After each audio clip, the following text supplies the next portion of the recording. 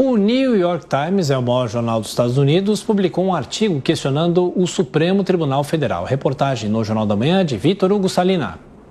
Um artigo do New York Times, publicado nesta segunda-feira, fez um retrato do desequilíbrio atual dos poderes no Brasil, apontando para a recente expansão de força do Supremo Tribunal Federal como uma potencial ameaça à democracia do país.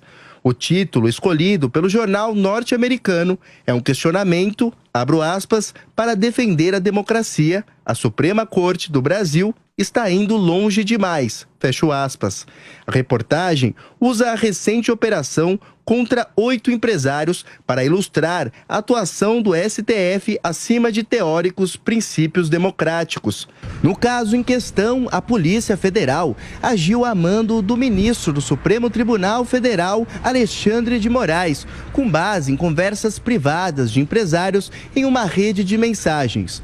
Segundo o New York Times, essa teria sido uma demonstração do poder da Suprema Corte e de sua expansão pelo país.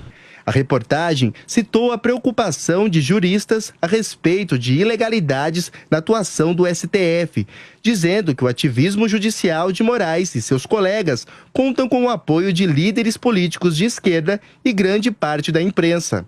O artigo se concentrou ainda no poder exercido por Alexandre de Moraes nos últimos anos, resumindo ao leitor casos como o da prisão do deputado federal Daniel Silveira, dizendo que na grande totalidade das ações, Moraes agiu unilateralmente.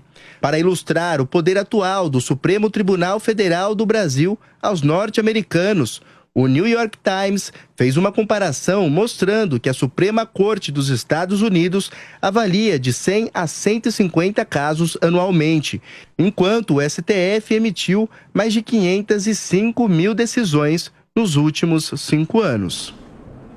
Bom, girando os nossos comentaristas, começando por você, Roberto Mota, o que representa um jornal americano falar sobre o Supremo?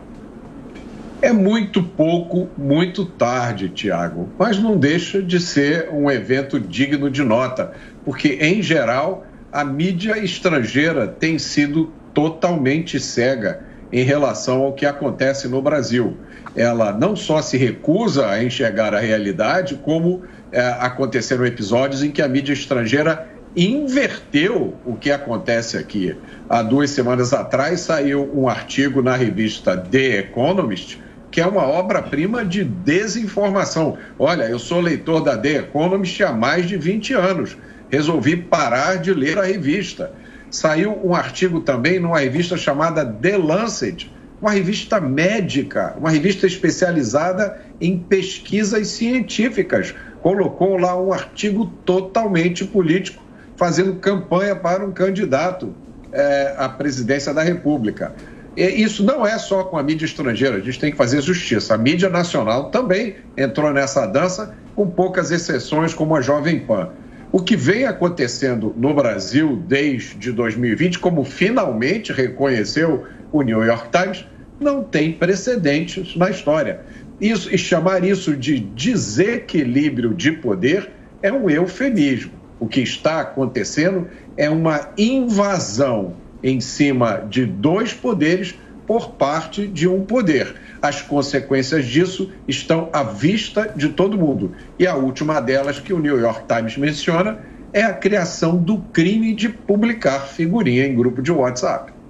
Ô Diogo, o The New York Times tem um posicionamento político ou foi imparcial nesse artigo, nessa matéria? O STF aqui no Brasil está indo longe demais, provocando desequilíbrio de poder a ponto de repercutir internacionalmente?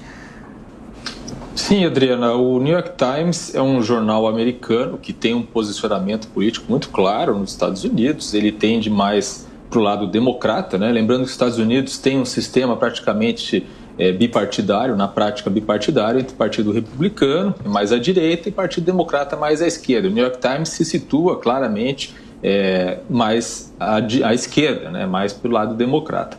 E fez um artigo que, a meu ver, parece bastante correto, bastante ponderado, uma análise correta da situação aqui.